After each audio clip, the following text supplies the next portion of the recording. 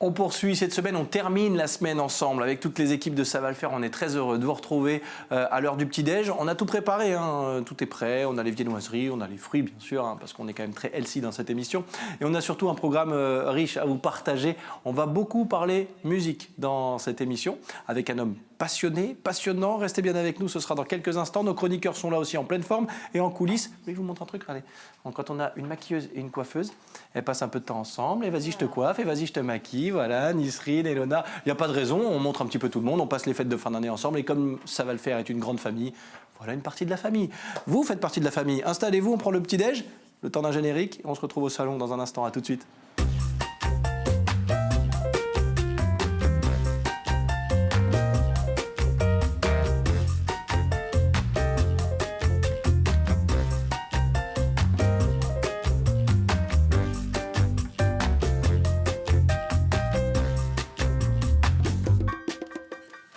Ravi de vous retrouver sur le plateau de Ça va le faire. Déjà beaucoup de sourires et de bonne humeur pour vous accompagner. Pendant près d'une heure, c'est votre rendez-vous du matin et vous en avez l'habitude maintenant. Donc tant mieux et merci surtout de votre fidélité. On passe ces fêtes de fin d'année ensemble. Avant de faire une mini pause, on continue en version inédite dans Ça va le faire avec, dans un instant, Benjamin Lévy, il est directeur musical de l'Orchestre national de Cannes. Et il va nous partager ses expériences, sa vie ici à Cannes, avec beaucoup de musique bien sûr. On va passer un bon moment, c'est certain. Il vient d'arriver dans l'appartement, un petit tour en coulisses. Et on le retrouve juste après, autour de la table avec Seb et Laetitia qui sont déjà là. Et très en rythme, surtout pour Laetitia. Comment ça va les copains? Ouais. Seb, d'une élégance. Il est resté sur la soirée du réveillon. Exactement, je suis resté sur Noël. Très beau, très très beau. J'arrive pas à décrocher. Il ose même plus bouger, le pauvre. Aussi, bien sûr. Il ose même plus bouger, le... Qui, Seb? Seb, il ose même plus bouger. Non, il est bien. Déjà, enlève le carton en dessous du col, ça va t'aider. J'ai pris trop de poids en fait. Même pas du tout. C'est vrai que Vous êtes parfait. Laetitia, ça va vous? Moi, ça va super bien. Ouais. Oui. Vous avez passé de bonnes fêtes? Très bien, tout s'est très bien passé. On continue, on profite de cette magie des fêtes tous ensemble avec celui qui met cette magie tous les matins avec nous, dans nos yeux. C'est Thierry Messnage. Comment ça va? Ça va, mon Seb? Très bien. Je vous ai pas posé la question d'ailleurs hier. Est-ce que vous avez passé un bon réveillon de Noël, un joyeux Noël? Le réveillon, il était avec toute l'équipe. Bien sûr, mais Noël, Noël, je sais que le réveillon était très sympa. Ouais. Ah ouais. Et Noël, j'ai bien mangé aussi. Ouais. Moi aussi. Ah. J'ai l'estomac malade et le foie gras. Sinon, je vous salue, je vous souhaite une bonne semaine de l'entre-deux-fêtes. Et je salue Seb et Laetitia. Vous connaissez la phrase du grand poète, troubadour, ménestrel du XXe siècle? Fait comme l'oiseau. Sa vie d'air pur et d'eau fraîche, un oiseau, mais jamais rien ne l'empêche, l'oiseau, Michel Fugain. d'aller plus haut. Michel Fugain. Et c'est en substance ce que va nous raconter aujourd'hui Seb, les oiseaux. Vous avez fait une magnifique rencontre.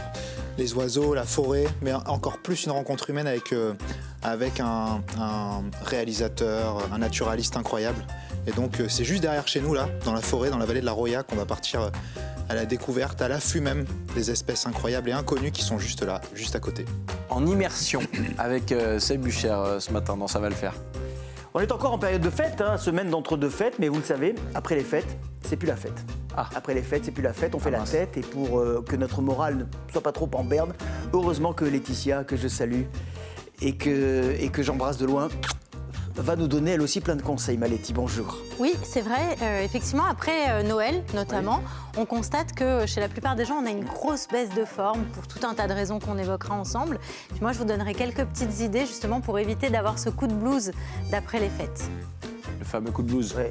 Ah oui. Notre invité connaît bien ça, le coup de blues, le coup de classique, tous les styles, le jazz, le jazz aussi, bien sûr. évidemment. Oh, ça c'est bon ça. Oui. Ça c'est excellent. La musique adoucit les mœurs. Oui.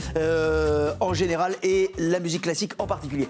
Vous revenez tout à l'heure. Oui, j'allais partir déjà, j'allais partir. Je sentais que j'étais déjà trop long. C'est pas grave. Je pars. Écoute, À tout à l'heure, mon cher Thierry. Je ne suis pas loin. Surtout si vous avez besoin de moi. On vous appelle. Non, voilà, on a bien compris. L'instant quiz en fin d'émission avec Thierry Messnage qui viendra nous faire jouer. Nul doute qu'il y aura un petit peu de musique, comme dans cette émission, puisqu'on va parler de musique forcément avec Benjamin Lévy qui est notre invité. Il va nous rejoindre dans le salon de Ça va le faire. Il est directeur musical de l'Orchestre national de Cannes. Et on va passer un bon moment, je le sais, parce que comme je vous le disais, il est passionné, passionnant et vient d'arriver On est ravis de l'accueillir, Benjamin. Comment ça va? Bonjour, ça va. Bienvenue. Ça va. Sébastien, Laetitia. Bonjour. Je vous présente Benjamin Lévy, je le disais, directeur musical de l'Orchestre National de Cannes. Quel plaisir, quel honneur de vous avoir. On est ravis. Non, mais c'est moi qui suis très content d'être ici. Faire un Merci petit tour en beaucoup. principauté, c'est sympa. Ah ben voilà. Bon, va- bon matin. Oui, c'est vrai. Vous êtes du matin d'ailleurs, vous?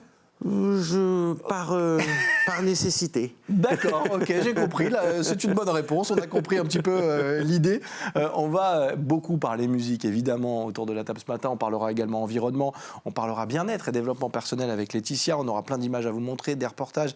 Et d'ailleurs, dans quelques minutes, on aura la chance de découvrir un petit peu les coulisses de votre quotidien. Mais d'abord, et comme on le fait avec chaque invité, quelques petites dates, le CV de notre invité, des dates qui ont compté pour vous forcément, et voir que ce CV, il est rempli. Et encore, on a essayé de faire court, mais il y a matière à discuter. En tout cas, ce qu'on peut dire, c'est que la musique est arrivée très vite, très tôt. Vous avez des souvenirs du moment où vous découvrez vraiment la musique enfant? Oui, alors, les premiers... Ah oui, je me souviens très bien de la première fois que j'ai entendu un orchestre. Et Vous aviez quel âge? J'avais peut-être... C'était pas très très tôt. Hein. Il y a des enfants qui sont vraiment... Les gens qui vivent dans des familles de musiciens, ils entendent ça presque intra-utéro. Ouais, c'est vrai. Moi je ne suis pas d'une famille de musiciens, donc c'est peut-être vers 5-6 ans ou 6-7 ans. Et puis je me souviens aussi d'une fois, la première fois que j'avais entendu, c'était l'Orchestre National de France au Théâtre du Châtelet, à Paris. Et je me souviens, j'étais sur le côté, et je me souviens de ce son surtout. L'enveloppement du son. Alors le problème de la musique acoustique, la musique qui n'est pas amplifiée, qui passe pas par le micro, c'est que pour avoir cette expérience, il faut le vivre en vrai. Et c'est ça. Et le problème, c'est que et souvent quand j'essaie de convaincre les gens de dire mais c'est extraordinaire, c'est merveilleux, c'est une expérience incroyable et il n'y a pas besoin d'être spécialement cultivé, de connaître avant. C'est qu'il faut être vraiment dans la salle. Ouais. C'est ça le problème. Et que finalement, c'est vrai que malgré tout, par rapport aux bulldozers médiatiques que sont les choses, la musique amplifiée, la musique qu'on peut passer à la télé sur un écran, c'est vrai que chaque salle, même une très grande salle, ça fait jamais que 2-3 000 personnes. Ouais, c'est Donc vrai. c'est vrai que c'est pas les centaines de milliers mais il faut venir pour faire l'expérience de ça. Vous parlez de musique qu'on peut écouter notamment à la télé, voir des clips, des choses comme ça. Qu'est-ce qu'écoute un directeur musical d'un orchestre national? Alors pas du tout que Dans de la vraie musique. vie, j'allais dire. Oui, dans la vraie vie, non. Alors je dors en queue de pie, bien sûr. Mais c'est bien que vous disiez ça parce qu'on va tendre le pouls à certaines idées reçues oui, ce matin. non, il faut absolument. On souffre énormément de clichés. Mais c'est fou ça. Oui, c'est incroyable. Et dans votre playlist, il y a quoi alors? Alors, il y a beaucoup de jazz, j'aime beaucoup le jazz, la chanson, de la musique de film, de la musique... J'aime beaucoup l'orchestre, mais l'orchestre, c'est pas que Beethoven, Schumann et Mahler. Évidemment. L'orchestre, c'est aussi... on vient de faire L'étrange Noël de Monsieur Jack, là, de la musique de Daniel Fan. C'est une formidable musique d'orchestre, mais c'est pas, ça a été écrit il y a juste quelques années. Et si je vous dis Pierre et le Loup, ça vous parle forcément? Ah ben oui, bien sûr, ça Un on petit a peu. été bercé Eh oui. par Pierre et le Loup. Et on a eu la chance de découvrir un petit peu votre quotidien, celui de vos équipes aussi. Pierre et le Loup en fil rouge de ce qu'on va voir maintenant, quelques images. Profitez-en avec les yeux, avec les oreilles surtout. Et on continue d'en parler avec Benjamin Lévy, notre invité ce matin dans Ça va le faire.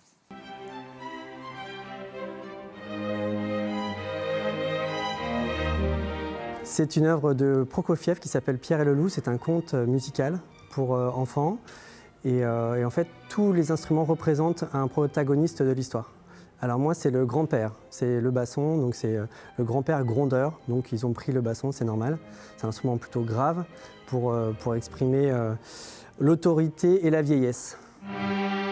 Le chef d'orchestre doit s'assurer que tout ce que le compositeur a écrit sur la partition est respecté. Doit aussi s'assurer que l'énergie nécessaire à la restitution de la partition est là.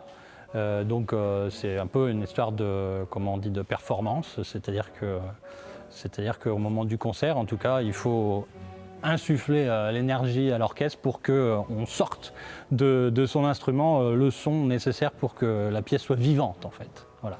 Et donc voilà, c'est en partie répété pour que tout soit bien et en partie, j'allais dire, motiver les troupes un petit peu, en tout cas être la personne qui le capitaine du bateau qui donne le signal et on y va tous ensemble. Ce qui est sympa, c'est que c'est un conte qui a été composé pour les enfants, mais aussi c'est aussi intéressant pour les adultes parce que c'est une œuvre pédagogique finalement pour connaître les instruments d'orchestre de façon ludique.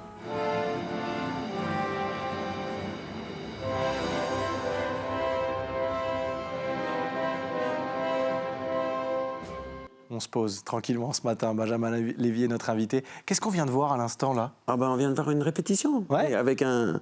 Alors c'est pas moi qui dirigeais ce Pierre et le Loup, c'est William Lesage, qui est un très bon jeune chef d'orchestre. Et voilà. Et donc Pierre et le Loup, c'est vraiment effectivement le. Il y a une histoire formidable, puis il y a une musique extra de Prokofiev. Et puis c'est vrai que c'est une très bonne entrée en matière pour mon filleul qui a 6 ans, il adore ça parce qu'il écoute, il dit la douce clarinette, le hautbois mélancolique, la flûte, c'est l'oiseau, etc. C'est une belle initiation en tout cas. Ah non, oui, c'est très bien. Alors on va parler bien sûr de cet Orchestre National de Cannes qui est devenu votre quotidien. Vous avez été récemment prolongé d'ailleurs dans cette belle aventure et on sent que vous y prenez beaucoup de plaisir. Ça se voit, ça se ressent, ça se voit dans vos yeux en fait. Parce qu'on a l'impression quand on vous regarde et quand on commence à échanger avec vous, vous êtes comme un gamin qui n'a pas vraiment fini de grandir et qui a envie de continuer de s'amuser. Ça se voit tant que ça. Mais non, mais... On appelle ça le syndrome de Peter Pan, non? Ouais, c'est ça, non? C'est ça. Un peu, oui. C'est-à-dire, moi, j'ai une petite devise, c'est il faut faire les choses sérieuses avec gravité. Non, pardon, les choses légères avec gravité et les choses graves avec légèreté. Parce que, bon, c'est vrai que la vie n'est pas toujours drôle, mais c'est vrai que finalement, quand on est malade, ça c'est grave. Quand on meurt, ça c'est grave. Tout le reste, c'est un petit peu moins grave quand même. Et du coup, c'est vrai qu'on se prend beaucoup au sérieux, surtout dans un métier aussi compliqué et aussi technique. Parce que c'est vrai que c'est des métiers où tous les musiciens doivent faire de longues études, être tout seuls avec leur instrument depuis tout petit. C'était un travail d'abnégation, un vrai sacerdoce de faire de la musique. Mais du coup, c'est vrai que si on rajoute en plus avec ça une sorte de gravité, de sérieux, en disant mais finalement ça sert à quoi la musique? C'est se faire plaisir, c'est pouvoir donner des émotions aux gens, et du coup ça passe par c'est aussi un travail très très sensuel où on parle de nos sensations. Ça n'est pas du tout intellectuel comme c'est intellectuel, la construction de la musique, mais le concert c'est une expérience sensorielle. Sensuelle, c'est pas tellement le bon terme. Sensoriel et émotionnel, effectivement, parce qu'on se fait plaisir et on fait plaisir également. Vous êtes dans une ville, Cannes, où il est beaucoup question de cinéma. Le cinéma prend beaucoup de place, mais finalement, la musique et le cinéma sont tellement liés. Comment ça se passe? Vous prenez ça pour un atout ou plutôt comme un inconvénient d'avoir ce cinéma comme ça? Ce mastodonte, le festival du film. C'est vrai que partout sur la planète, si vous dites Cannes, ils vont dire, les gens, même à l'autre bout de la planète, vont dire, ah oui, le cinéma, le festival du film. C'est vrai. Mais que ce soit pour la ville ou pour l'orchestre, c'est à la fois une chance et à la fois une malchance. Parce que je vois pour la ville, la ville est très très dynamique en termes culturels. Il y a une offre culturelle très importante et aussi une vraie démarche de la municipalité de faire en sorte que tous les jeunes et moins jeunes puissent être mis en contact avec le fait artistique, pouvoir être mis en contact avec le théâtre, la musique, les arts visuels. Et ça, c'est un grand atout pour cette ville et qui n'est pas tellement connu parce que c'est vrai parce qu'on parle surtout du festival du film. Et c'est vrai que pour l'orchestre, c'est la même chose puisque c'est vrai que dans des villes plus musicales, Vienne, Paris, Berlin, on a plus l'habitude d'avoir un orchestre. Et Cannes, c'est vrai qu'il y a quelque chose où la musique passe un peu au deuxième plan. Mais d'ailleurs, je dois dire aussi que, hélas, notre cher festival du film n'est pas très sensible à la musique. Il n'y a pas de prix de la musique de film, alors que vraiment, je trouve que ça serait vraiment vraiment très Surtout important. un film sans musique. Bien Pardon, sûr. mais... Et puis aussi des concerts de musique de film. Là, par exemple, l'année dernière, cette année, c'est le centenaire Pagnol. On vient de faire un concert à Aubagne, la ville natale de Pagnol, et on le refera à Cannes, mais pas pendant le festival. C'est vraiment dommage. Mais d'ailleurs, vous faites beaucoup, pardon de vous couper, mais vous faites beaucoup de ciné-concerts. Et c'est pour ça que je voulais rebondir aussi là-dessus. Oui, parce bien que sûr. vous, par contre, ça vous tient à cœur. Absolument. C'est vrai que la musique... Moi, je fais partie d'une génération, je suis de la génération post-académique. C'est-à-dire qu'il y a toute une époque où, moi j'ai fait mes études de manière très académique, j'ai fait les 2 conservatoires nationaux supérieurs français que sont Lyon et Paris, des études très sérieuses, petit garçon de bonne famille, les conservatoires nationaux supérieurs, hautes études, voilà, etc., classe d'analyse, direction d'orchestre, instruments, voilà, etc. Et quand j'étais au conservatoire, alors déjà il y avait des compositeurs, on disait oui bon ça c'est gentil, etc., mais c'est pas très sérieux. Et puis si on parlait de musique de film, de musique de publicité, de musique de série, de musique de jingle, comme on dit en bon français, à la radio ou à la télé, on disait oui mais ça c'est pas de la bonne musique. Et dans le journal du conservatoire, je me souviens très bien, il y a une compositrice très âgée maintenant, une compositrice franco-américaine qui s'appelle Betsy Jolas, qui est une compositrice contemporaine très sérieuse, qui avait dit dans le journal du conservatoire, jeune compositeur, si on vous demande de faire de la musique de film, de la musique de publicité pour une publicité pour le jambon ou pour les couches culottes, faites-le, parce que si vous ne le faites pas, eh bien c'est des gens dont ça n'est pas le métier, qui ne sont pas compositeurs, qui vont le faire. Et donc ça veut dire qu'il n'y a pas de saut métier. La musique, la composition, c'est un art très, très vaste. Et c'est pour ça aussi qu'on s'est un petit peu, pas nous les musiciens, mais les gens qui en parlent, on fait qu'on s'est parfois éloigné du public, parce que les gens ont une mauvaise image de nous, une fausse image de nous, parce que certains pensent qu'il y a la grande musique et il y a l'autre. Il y a juste la musique d'art et la musique qui n'est pas de l'art. Si vous êtes peintre en bâtiment, vous faites pas comme Claude Monet, mais si vous êtes peintre, vous pouvez peindre dans plein de manières différentes, et c'est exactement pareil pour la musique. Donc la musique d'image, c'est très très important, parce que c'est aussi une musique où on a besoin, c'est un art très spécial, parce qu'on a besoin de faire en quelques secondes, de donner l'impression musicale d'un film, d'une série, d'une publicité. Un générique, c'est extraordinaire. Et donc, c'est un art à part entière, et on le défend beaucoup avec l'Orchestre de Cannes. Laetitia ? Et vous avez raison, parce que c'est ça qui démocratise aussi votre travail et qui le rend accessible à tous. Tout à fait. Les jeunes gens, peut-être, vont Bien sûr. connaître votre musique grâce à éventuellement la participation à un film, à une série, à des choses qui leur sont facilement accessibles. Donc c'est super important pour transmettre, pour pas que ça devienne un art trop élitiste et trop entre soi. Alors en même temps, vous avez 1000 fois raison, il y a plusieurs choses. L'art élitiste, en fait, le problème c'est que vous mettez n'importe qui, quelqu'un qui n'a aucune connaissance musicale, j'en mets ma main au feu, hein, vous l'amenez dans une bonne salle de concert. C'est ça le problème, c'est qu'il faut que l'acoustique soit bonne. Et le problème, c'est que même dans des villes formidables, les acoustiques ne sont pas toujours bonnes, mais vous amenez quelqu'un, par exemple, allez, ne soyons pas chauvins de la région, allez, l'Auditorium de Dijon, par exemple, qui est une salle merveilleuse, ou l'Arsenal de Metz, ou la Philharmonie de Paris, ou le Grand Théâtre de Provence, à Aix-en-Provence, ou la fosse de l'Opéra de Nice, qui sonne très très bien. Et cette personne qui n'y connaît rien, vous le mettez au bord de l'orchestre et vous lui jouez le mouvement lent de la 4e symphonie de Mahler.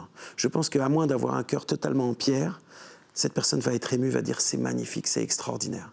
Même si cette personne n'a aucune culture, n'écoute que du rap toute la journée, non que le rap ne soit pas une culture, je veux dire c'est une musique différente, et une musique qui est peut-être le plus éloignée de la musique classique, puisque la mélodie est traitée de manière moins évidente. Et donc je suis sûr et le problème, c'est qu'il faut venir, et il faut venir dans une salle pour pouvoir s'en rendre compte. Et vous parliez de musique à l'image, que c'est une manière de démocratiser. Je suis 1000 fois d'accord avec vous. Pour moi, le ciné-concert, c'est le piège absolu. Parce qu'on va voir un film, mais manque de peau, t'as vu un concert. Bien attrapé. Du coup, on peut dire qu'on a écouté un film. Voilà, exactement. Pas mal aussi. Et puis en plus, moi je me souviens, je dirigeais pas, j'étais dans la salle parce que j'avais une amie qui jouait dans l'orchestre Harry Potter. Un des Harry Potter, ciné-concert. Et il y avait des gens qui étaient émerveillés de voir que la petite mélodie, Oui. c'était un vrai bien instrument qu'il sûr. faisait, un Célesta, très bonne trouvaille d'ailleurs, de John Williams, d'orchestration. Et du coup, de dire que la musique d'orchestre, c'est pas uniquement de la musique pour gens en perruque blanche ou aux cheveux blancs sans perruque. Ah bah on est d'accord. Hein. C'est vraiment Accessible. actuel et ça, c'est vraiment... la question ne doit même pas se poser. Mais hélas, il y a des gens qui essayent de mettre des barrières et c'est comme dans la société. On essaye, je ne sais pas pourquoi, on essaye de catégoriser les gens. Dans tout. Hein. C'est pour... Ah, toi, tu es comme ça, c'est pour toi. Ça, c'est pour toi. Toi, t'es noir, pas de la musique classique. T'es arabe? Oh non, c'est pas pour toi. Tu es juif? Tu penses ça. Tu es vert? Tu penses ça, etc. C'est terrible la manière dont on a de catégoriser les gens et notre travail, c'est de déconstruire les clichés, voilà. C'est ce qu'on va essayer de faire aussi ce matin. Vous l'avez compris, on parle avec un passionné. Benjamin Lévy est notre invité. L'Orchestre National de Cannes, on y revient dans un instant. Mais on va ouvrir plusieurs tiroirs, nous, dans cette émission. Et dans le premier tiroir, on va parler environnement avec Sébastien, ici présent. C'est sa spécialité en immersion en forêt. Il n'avait pas le costume, je vous rassure tout de suite. Mais il nous en parle tout de suite. Jingle, c'est comme ça qu'on dit, paraît, en bon français. C'est parti. Mon cher Sébastien, Je vous emmène en immersion. Vous avez mis le réveil de bonne heure. Hein. au conservatoire, je vous emmène aussi, moi. Ouais. Dans la forêt, écouter la musique de la forêt. C'est pas mal. Le réveil, 3h30 du matin. Bien. Je vous emmène encore... Ça va, vous vous étiez couché tôt la veille, il paraît. Il paraît aussi. Ouais. Non, je vous emmène encore plus en avant. 16 décembre 2021, là, le début, l'émergence d'un documentaire incroyable qui s'appelle Naïs au pays des loups. C'est une ode à la nature, ce documentaire. Vraiment, il faut le voir. Moi, il m'a énormément bouleversé. Pendant plus de 2 ans, Naïs, avec son papa, Rémi Masseglia, nous emmène à la rencontre de la faune et de la flore de la vallée de la Roya. Donc, juste derrière, finalement, ce studio. Hein. À vol d'oiseau, on est très proche. Et il cherche pendant de ces 18 mois, Naïs a 18 mois, jusqu'à ses 3 ans, il cherche le loup. Et il trouve le loup et ils en ont fait un documentaire incroyable. J'ai vu ce documentaire en présence d'Olivier Venden, le Prince Albert, au tout début, puisqu'il était sponsorisé, aidé par la Fondation du Prince. C'est tissé un lien avec Rémi Masseglia, le réalisateur, le papa de Naïs. Et puis, on s'est revus quelques fois jusqu'à ce matin où j'ai décidé de vous emmener avec lui pour découvrir c'est quoi finalement un réveil dans la forêt. Qu'est-ce qui se passe quand on se pose la nuit dans la forêt à l'affût et qu'on se cache, qu'on se fond et qu'on attend. Et vous allez voir, on voit des espèces incroyables. Plus que des mots, je vous propose de vous embarquer 2 minutes là, au travers des images qu'on a pu faire avec Alice, notre caméra woman. Ouais. Donc allez-y, regardez, puis on en parle juste après. On y va, mais tout doucement alors. On fait pas de bruit. Peut-être que là, ce matin, on va voir quelque chose d'extraordinaire. Peut-être on verra rien. Je travaille sur très peu d'endroits. J'ai 4-5 zones de tournage. Et dans ces 4-5 zones de tournage, l'objectif, c'est d'apprendre à les connaître au fur et à mesure des saisons et à m'améliorer aussi. Mon métier, c'est de l'immersion. C'est là, dans cette forêt-là, on va y aller. Je sais exactement où je dois mettre les pieds.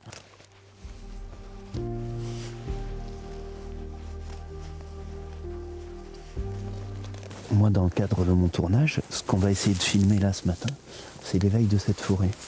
Et il y a des oiseaux, je filme beaucoup, qui nichent dans des cavités et qui construisent leur nid à l'intérieur des troncs d'arbres. C'est les pics.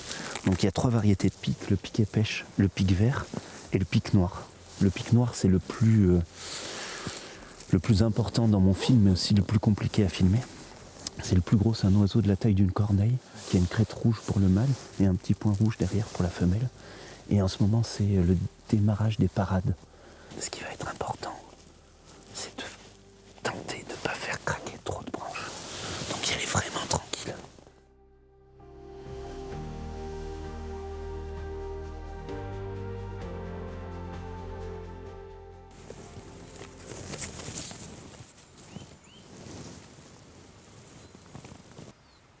Ah, il est là, il est posé sur la chandelle. Ce qui est assez marrant avec cet oiseau, c'est que c'est un oiseau qui est parfaitement adapté à son job, quoi. À taper, à mettre des grands coups de bec contre les arbres. Sa langue, au moment où il tape, elle s'entoure autour de son cerveau.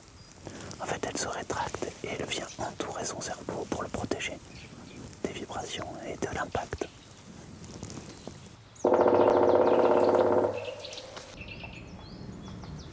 On va aller se mettre là-haut, on va sortir de son espace. Comment on peut transmettre, comment on peut dans 50 ans, 80 ans, se rappeler qu'il y avait des hommes qui avaient une connaissance incroyablement fine des vents, des territoires. Alors, transmettre la technique et l'information, c'est pas forcément nécessaire. Ce qu'il faut, c'est transmettre l'envie. Mes films, j'espère, qu'ils donnent envie aux gens de sortir et de prendre conscience qu'on n'est pas tout seul.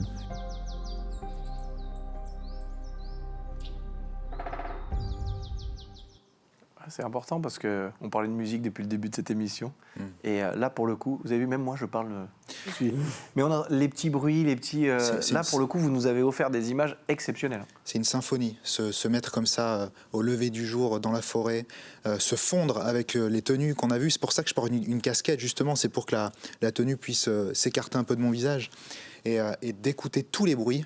C'est assez incroyable. C'est un peu comme vos salles de concert. Je peux pas vous le dire, il faut y aller pour écouter ce qui se passe, les craquements d'un sanglier ou d'une biche qui passe, les oiseaux, le pic noir, la femelle qui prévient le mâle. C'est juste incroyable. Vraiment, j'ai hâte que son nouveau film, Le Chant des arbres, sorte. 4 années de vidéos comme ça, 4 années où tous les matins, tous les soirs, les nuits, les filmer pour sortir quelques minutes de film. C'est une autre temporalité. J'ai été assez impressionné par la capacité de Rémi à connaître la forêt, à vraiment connaître les vents, les espaces. On peut le mettre n'importe où sur son territoire. Il a quasiment pas besoin de frontal pour se repérer. Et petite anecdote, il m'a dit là, le pic noir va sortir de sa loge parce qu'on approche les 6400 ISO de luminosité. Il n'a pas fini la phrase, le pic sort de la loge. Pour vous donner la connaissance.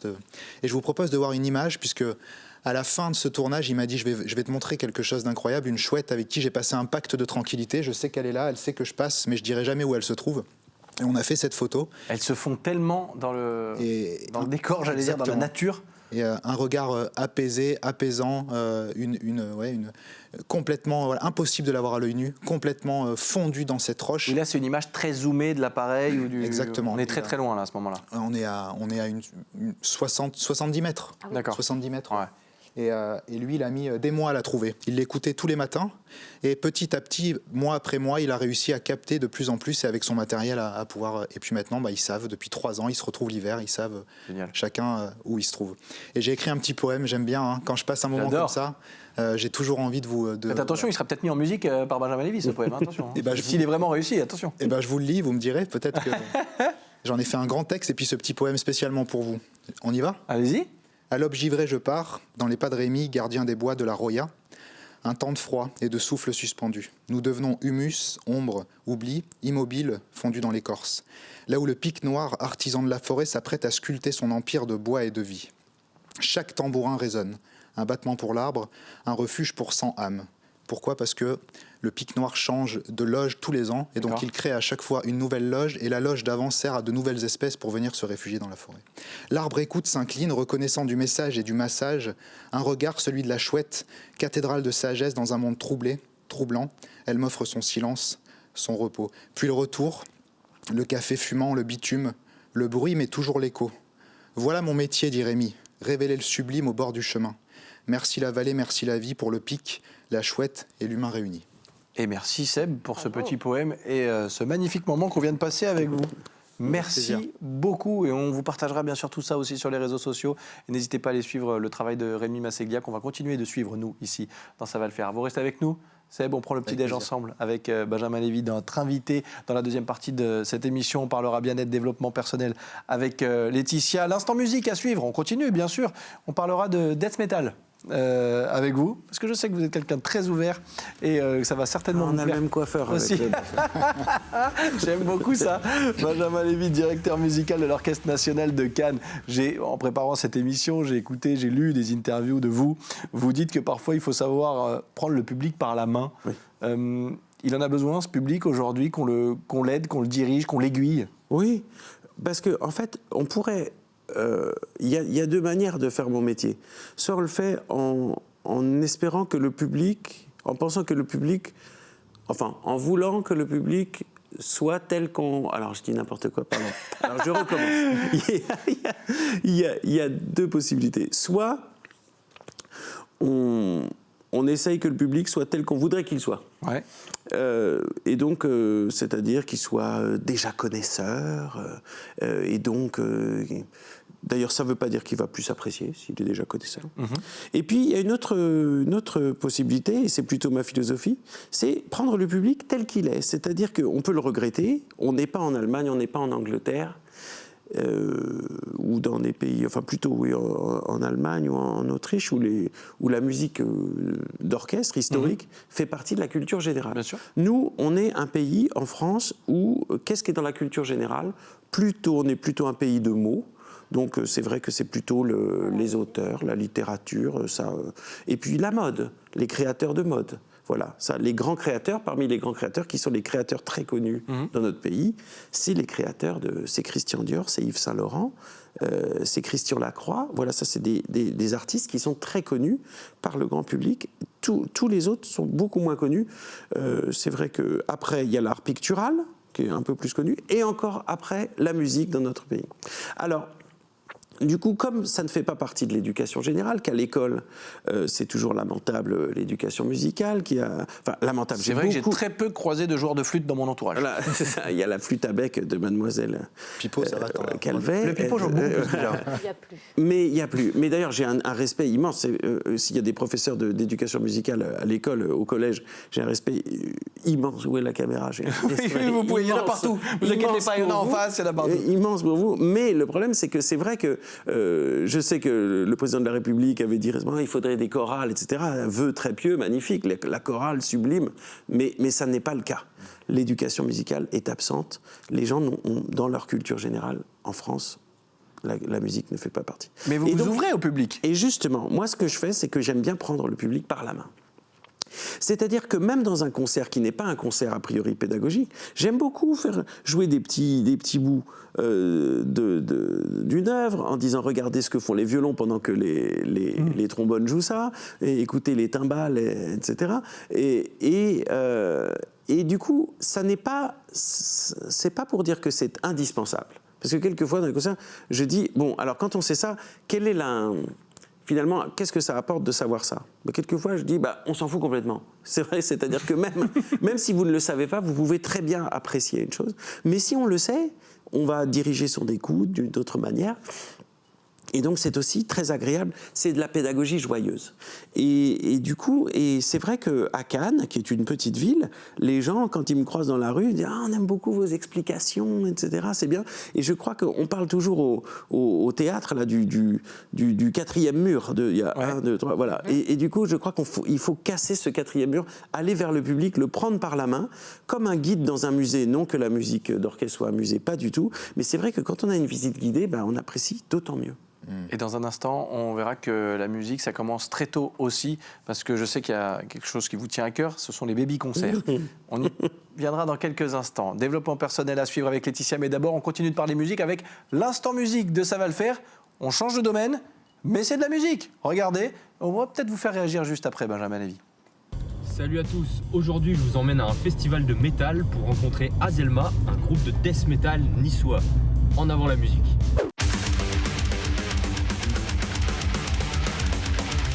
Alors Azelma, à la base, c'est un personnage de Victor Hugo dans Les Misérables. C'est un personnage très secondaire, mais c'est un des seuls qui survit. Du coup, on trouvait que ça donnait une petite note d'espoir sympa. Et puis nous, tout ce qui est romantisme littéraire, on aime beaucoup.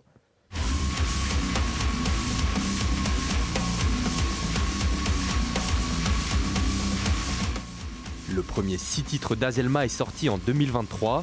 C'est un peu l'acte de naissance de leur projet. On va parler beaucoup des remords des uns et des autres. Ce sont des sujets qui sont très concrets, qui parlent à beaucoup de gens. On sait qu'on a des problèmes, on a des pensées qui peuvent nous, pas nous anéantir, mais qui peuvent nous faire broyer du noir. Et c'est très inspirant.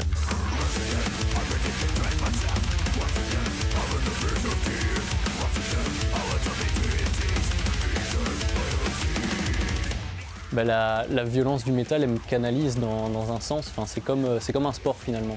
C'est quelque chose de tellement technique et qui te demande tellement de concentration que ça te stimule en fait. Là, notre dernier concert, c'était à Distortion Festival. C'est un gros festival qui s'est monté à l'Estérel Arena.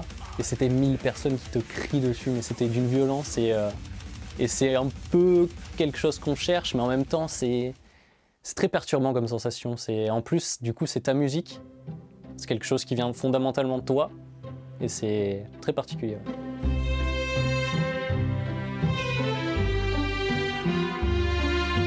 En concert, le public fusionne parfaitement avec la musique d'Azelma, ce qui donne une véritable œuvre d'art. Je me tourne souvent vers les tableaux du Caravage, où justement ça montre des horreurs de la vie, des horreurs ça montre des scènes bibliques de manière tellement crue, mais tellement bien peinte et tellement enluminée, j'ai envie de dire, que j'aime beaucoup cet effet-là, en fait, de montrer une violence de la plus belle manière possible, en fait.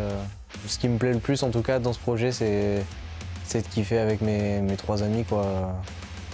C'est assez dingue de vivre ça avec eux. On fait des super belles dates, on rencontre des groupes que j'écoute depuis tout jeune et tout. On peut jouer avec eux, c'est génial. Waouh, ça décoiffe! Bon, vous l'avez vu, au-delà de la violence, il y a une vraie proposition musicale et aussi beaucoup d'ouverture d'esprit. Alors, j'ai un peu les oreilles qui sifflent, mais ça valait vraiment le coup. Leur prochaine date, c'est le 11 janvier à l'Antre de Lyon. J'y serai, j'espère que vous aussi. Ciao, ciao. On y sera, mais regarde la route, Louis, tout de même, c'est plus sérieux. Oui, ça décoiffe. Il a raison, Benjamin Lévy. Ça envoie du lourd. Ouais, le batteur a l'air incroyable. Ouais. On parle de toutes les musiques ce matin. Benjamin Lévy est notre invité. Dans un instant, on a encore plein de choses à se dire. Laetitia va nous parler de développement personnel parce qu'on est en période de fête. Noël, c'est fait, jour de l'an arrive. Et parfois, il y a un petit blues, un petit spleen comme ça après les fêtes. On va gérer tout ça grâce à Laetitia. Mais d'abord, un mot encore avec vous, Benjamin Lévy, puisqu'on parle musique, je le disais. Et à Cannes, vous faites de très belles choses avec l'Orchestre national de Cannes, notamment ces baby-concerts. Parce que quand on dit que la musique, ça part de très très loin, ça vient très tôt et on peut s'initier très vite, ça je sais que c'est quelque chose qui vous tient à cœur. Oui, alors on n'est pas les premiers à le faire, hein. Il y a d'autres orchestres qui le font.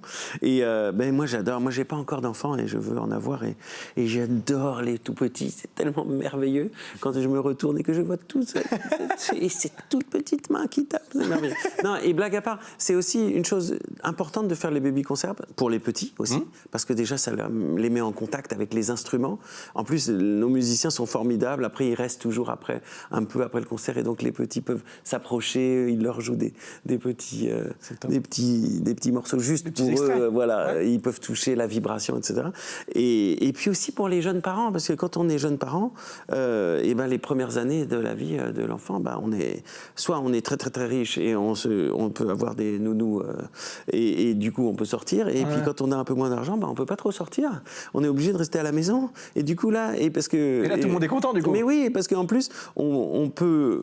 Alors on dit aux parents, vous pouvez venir s'il pleure, s'il a envie de faire pipi, s'il se déplace un petit peu, c'est pas grave. Bien sûr. Vous pouvez vous détendre parce que souvent les parents n'osent pas amener les bébés parce qu'ils disent il va faire du bruit. Oui, etc. on va se faire remarquer. Voilà. Mais en tout cas, ces baby-concerts, ça montre aussi que si on élargit, que la programmation à Cannes et avec l'Orchestre national de Cannes, c'est un large public finalement. Oui, bien sûr. Tout le monde est concerné.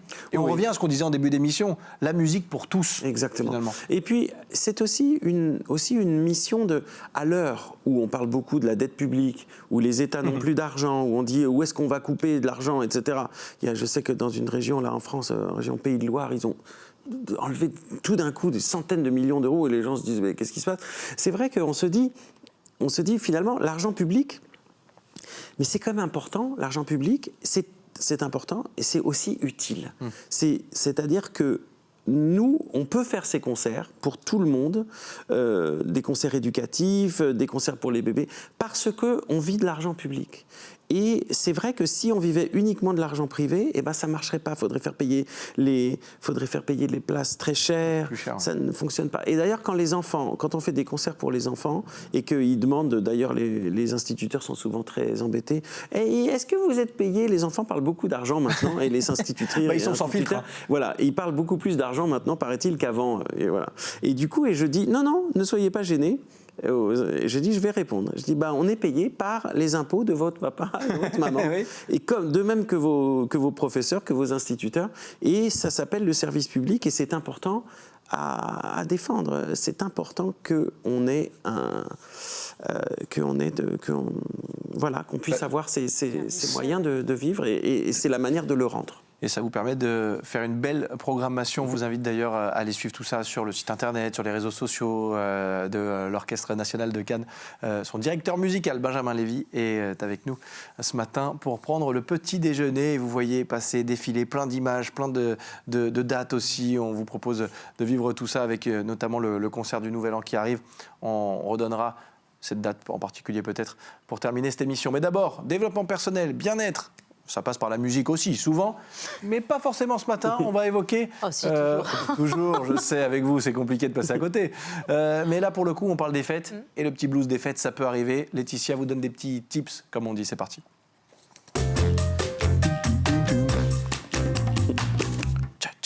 Pardon. Laetitia, Sébastien. le blues des fêtes. Oui. Eh ben oui, pourquoi pas. Vous l'avez pas, apparemment. Non, franchement, ça va. Mais pourquoi ça Parce que je suis bien entouré. Absolument, Voilà. puis parce que vous êtes au travail aussi et que ça participe à ne pas trop se Parce laisser... que j'ai pas de vacances, peut-être. C'est ça. On va remercier la direction pour bien. votre bonne humeur.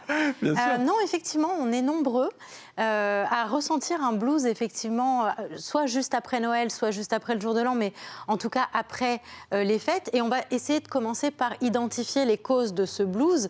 D'abord, il y a une grande fatigue qui s'est accumulée parce qu'on a préparé les fêtes, parce qu'on s'est donné du mal pour recevoir la famille, les amis, etc. Donc on a déjà cumulé de la fatigue. Ensuite, on s'est souvent mis des objectifs très hauts. Pour faire plaisir à tout le monde, on a voulu vraiment mettre les petits plats dans les grands et on s'est donné du mal pour ça. Et donc parfois, on a des attentes qui sont un peu déçues. Parce que finalement, on a eu la mauvaise idée de parler de politique à table ou que tonton est arrivé en retard et les enfants, du coup, ils ont dîné froid. Enfin, vous voyez, ce genre de petites choses qui arrivent tous les ans, mais auxquelles on n'est pas franchement préparé et donc qui gâchent un petit peu notre bonne humeur, on va dire. Et puis surtout, on ressent après les fêtes souvent un grand état de vide, de manque. Parce que justement, on a été en effervescence depuis plusieurs semaines, parce qu'on a été content, on a eu la famille autour de nous, et puis peut-être qu'elle est repartie, cette famille, et puis parce que d'un coup, on se retrouve face à la réalité. Je vais reprendre le boulot. Retour à la vraie vie, je mets des guillemets, mais... Oui. La vraie vie, le stress quotidien, le stress financier qui peut venir s'ajouter parce qu'on a voulu faire des cadeaux et que parfois on s'est mis un petit peu dans le rouge aussi par rapport à ça. On a dit bon, c'est pas grave, je verrai après les fêtes. Oui, on gérera plus tard. Et puis le moment de après les fêtes arrive et là on se prend toute cette réalité à travers le visage et évidemment ça on a un petit peu le blues. Tout à fait. Dernier point aussi, on a fait des excès.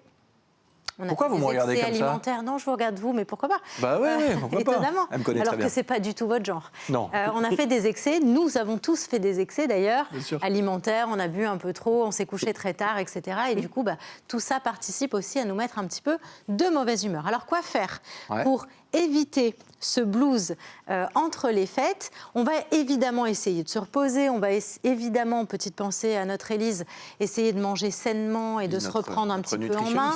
On va reprendre, si possible, une activité physique quotidienne, au moins jusqu'à début janvier, parce qu'on a à peu près 10 jours. Là, on est le 27 aujourd'hui. Oui. Officiellement, on reprend, en tout cas, les enfants reprennent que le 6. On a un petit peu plus de temps. Donc, on va essayer d'aller marcher au moins 1 heure par jour, etc. Et puis, moi, je vous propose une petite chose. Alors, jusqu'à avant-hier, vous aviez votre calendrier de l'Avent, votre petit plaisir, petite sucrerie tous les jours. Et bien, nous, on a concocté, avec mon fils d'ailleurs, un calendrier de l'après. OK. Ce calendrier de l'après, il contient, alors oui, il y a quelques chocolats pour les jours où vraiment on a le blues, mais c'est pas ça qui est le plus important. Il contient une quinzaine d'idées, d'activités accessibles à tous, zéro budget, qu'on peut faire soit seul, soit en famille, pour essayer tous les jours de s'apporter un petit peu de plaisir et de ne pas avoir ce blues de l'après-Noël. Alors je vous laisse tirer chacun un petit papier. Et me dire un petit peu, forcément, Zéro il y a de budget, la musique. Vous nous connaissez bien, on est des potes. N'est-ce pas Écoutez, comme dit notre Jen, quand c'est gratuit, c'est dans nos prix. Voilà, exactement. À César ce qui est à César. Hop là. Sébastien, vous êtes tombé sur ? Je dois remercier une personne de mon entourage. Eh ben, c'est très important, la gratitude. Et le fait de pratiquer effectivement la gratitude au quotidien, ça nous apporte du bonheur. Donc n'hésitez pas à remercier, par exemple, votre épouse pour tout ce qu'elle vous apporte au quotidien, vos proches, vos collaborateurs, vous avez le droit aussi. Bien sûr, je le fais régulièrement, Sébastien, qu'est-ce que tu as eu ? Alors moi, j'ai mangé une friandise en marchant au marché de Noël. Alors ça, c'est génial. Alors moi c'est l'angoisse parce que le marché de C'est Noël vrai je supporte. T'es agoraphobe, c'est Gardez, vrai Moi j'aime pas. gardez la friandise. C'est pas grave. j'aime Gardez bien. la friandise et allez la manger en forêt. Voilà, Voilà. exactement, tout à fait. Moi, j'ai imaginé comme ça aller manger une petite barbe à papa au marché de Noël, même quand Noël est terminé. Bien sûr. Je trouve que c'est quand même assez magique, assez sympa. Benjamin. Et moi, j'ai eu se préparer une playlist feel good. Incroyable. C'est Alors, quand même, là franchement, fallait le C'était tirer pas au sort calculé, celui-là. mais on est d'accord que préparer une playlist comme Bah ça oui. pour pouvoir aller marcher ensuite, où on met toutes ces musiques. La belle feel vie de good, Sacha Distel, par exemple. Par exemple, Oh, pas mal. exactement. Moi j'étais sur un truc, mon titre feel good, il est un peu plus rock, c'est Don't Stop Me Now. Ah, don't stop it now. Pardon, je sais que Queen c'est vous normalement, mais. Oui, normalement, Queen, Bah c'est oui, moi. Queen c'est vous, voilà, c'est tatoué. Et alors, pour ceux qui ne connaissent pas, comme je prêche pour ma paroisse, quand même, pour ceux qui ne connaissent pas, un Bach, dans le clavier bien tempéré, le prélude en Ré majeur. Prélude en... Ah ouais, ça... C'est pas tout à fait ça, mais... C'est pas tout à fait ça, mais ils ont été me chercher Queen. Mais on l'a noté. Ça, Merci c'est pour ultra feel good. les garçons en régie pour la musique. Pour la petite histoire, c'est la chanson, parmi toutes les chansons qui existent, qui a été, c'est scientifiquement prouvé, qui est celle qui donne le plus le moral aux gens. Ben voilà. Donc n'hésitez pas tous les jours à avoir cette petite dose de musique au quotidien. Et nous, on suit vos conseils, on tire les petits papiers. C'est une super idée, ça. Alors il y en a plein d'autres, évidemment. Aller au cinéma, aller lire un bouquin devant Bien sûr. une cheminée. Alors aujourd'hui, sachez que sur les plateformes de vidéos, on peut trouver, vous savez, le fond d'écran cheminée. Bah, ça marche aussi. Ouais, d'accord, Voilà. ok. Regardez la cheminée. D'accord. se faire, Après, moi, j'ai une pourquoi autre pas, un idée. marathon. Regardez, ça va le faire tous les matins, Il y avait dès un 7 petit heures. papier. Voilà. Regardez tous les replays de Ça va le faire. Bien J'espérais que vous sûr. alliez tomber dessus, mais il était prévu. Mais c'est bien pas grave, entendu. on vous invite à retrouver tous les best-of la semaine prochaine parce qu'on va prendre quelques jours de congé tout de même et on vous a concocté le meilleur du meilleur du meilleur. Ce sera à partir de lundi. Merci Laetitia. Avec plaisir. On est très à la bourre, mais c'est normal parce qu'on passe une émission passionnante avec Benjamin Lévy, notre invité. Juste avant de donner une dernière information sur la soirée du Nouvel An, par exemple, on va nous faire un petit clin d'œil à Luana Belmondo qui débarque sur TV Monaco. Des saveurs locales, des balades entre la Côte d'Azur et l'Italie, ça donne ça. Et c'est pour le prochain épisode, en tout cas mercredi prochain. Regardez, extrait. Situé sur les hauteurs de la vallée de la Nervia, Aprical est un village médiéval qui n'en finit pas de fasciner les gens qui le découvrent.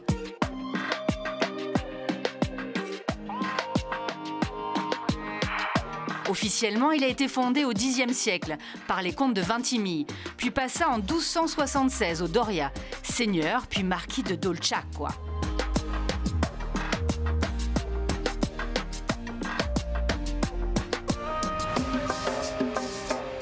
Ce qui est génial quand on visite Apricale, c'est que le réseau de petites ruelles du village, appelé Carugi, n'a pas changé depuis 1000 ans.